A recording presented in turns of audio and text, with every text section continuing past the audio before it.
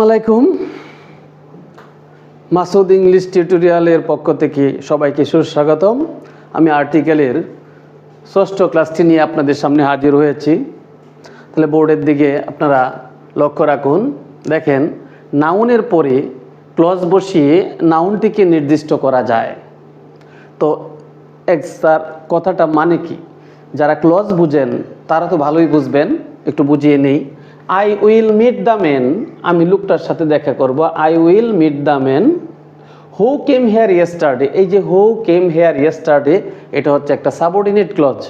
এই ক্লজটা দ্বারা এই ম্যানটাকে নির্দিষ্ট করা হয়েছে, এই ম্যানটাকে কোয়ালিফাই করছে। এরকম কোয়ালিফাইং ক্লজ যদি নাউনের সাথে থাকে তাহলে সেই নাউনটি নির্দিষ্ট হয়ে যায়, আর নির্দিষ্ট হয়ে গেলে তার পূর্বে আর্টিকেল দিয়ে বসে।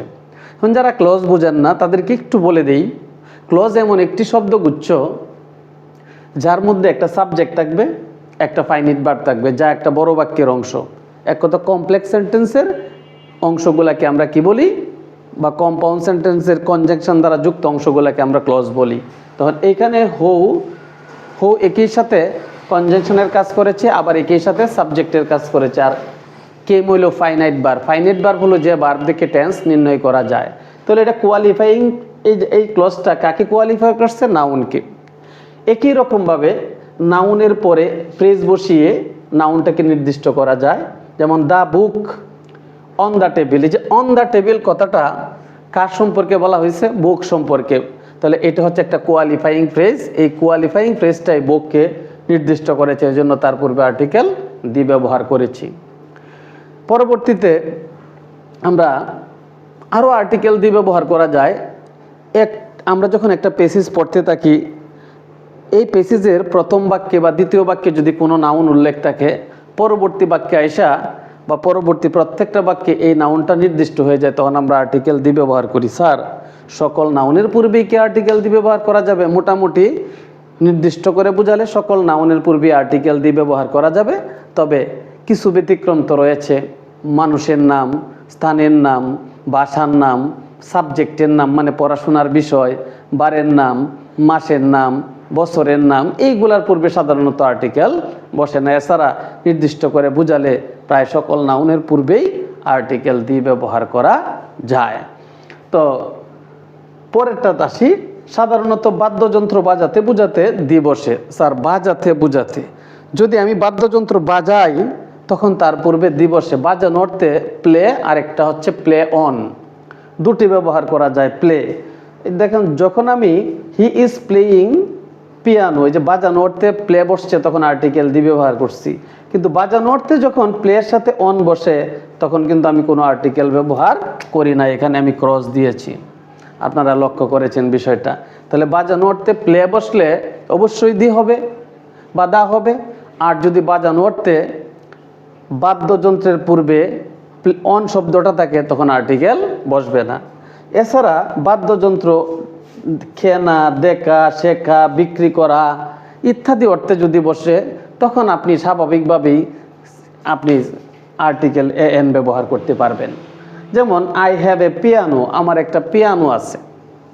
এটা I want to buy a flute, আমি একটা বাঁশি কিনতে চাই। এটা স্বাভাবিক অর্থে বসছে। আর বাজানো অর্থে বসলেই কি ব্যবহার করতে হবে? আর্টিকেল দি অথবা দা। যদি উচ্চারণ, এখানে শব্দটার কনসোনেন্ট থাকে তখন উচ্চারণ হবে দা, আর যদি পরবর্তী শব্দটার সাউন্ড ভাওয়াল সাউন্ড থাকে তখন উচ্চারণ হবে দি। তো এভাবেই আপনারা যদি ভালোভাবে বুঝতে পারেন তাহলে আর্টিকেল ভালো পারবেন। সাধারণত ব্রেকফাস্ট, ডিনার, সাফার, লাঞ্চ এগুলো হচ্ছে আহারের নাম। মিল মানে আহার। আহারের নামের পূর্বে সাধারণত আর্টিকেল বসে না, সাধারণত আর্টিকেল বসে না।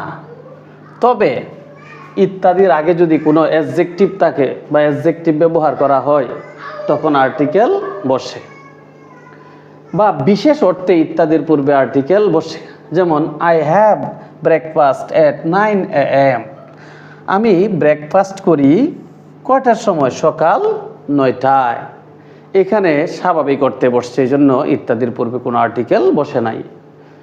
এখন যদি I had a nice dinner, এখানে লক্ষ্য করেন নাইস ডিনারের আগে একটা অ্যাডজেক্টিভ ব্যবহার করা হয়েছে, তখন আর্টিকেল এ ব্যবহার করা হয়েছে। আই গেভ এ লাঞ্চ, আমি দিয়েছিলাম lunch in the honour of you, আপনার সম্মানে একটা লাঞ্চ দিয়েছিলাম। এখন লক্ষ্য করেন এটা বিশেষ অর্থে বা আপনার জন্মদিন উপলক্ষে বা আপনার রেজাল্ট উপলক্ষে বা আপনার চাকরি উপলক্ষে যদি বিশেষ উপলক্ষে কোনো কিছু দেয়া হয়, তখন কোনো খাবারের আয়োজন করা হয় এরকম, তখন এটার পূর্বে আর্টিকেল বসতে পারে। I gave a lunch in the honour of you, আপনার সম্মান। এখন কি শিখলাম আমরা? এটা শিখলাম যে ব্রেকফাস্ট, ডিনার, লাঞ্চ, সাফার ইত্যাদির পূর্বে সাধারণত আর্টিকেল বসে না, তবে তার পূর্বে যদি আমরা অ্যাডজেক্টিভ ব্যবহার করি তাহলে আর্টিকেল বসতে পারে। আবার যদি বিশেষ কারণে বা বিশেষ অর্থে যদি এগুলো আমরা দেই বা আয়োজন করি তাহলে তার পূর্বেও আর্টিকেল বসতে পারে। সাধারণত রোগের নামের পূর্বে আর্টিকেল বসে না, যেমন এইডস, ক্যান্সার, এগুলো হচ্ছে রোগের নাম। কিন্তু সাধারণ ছোটোখাটো অসুস্থতা, এটি রোগ নয়, এটি হচ্ছে অসুস্থতা। রোগ আর অসুস্থতার মধ্যে একটা পার্থক্য রয়েছে।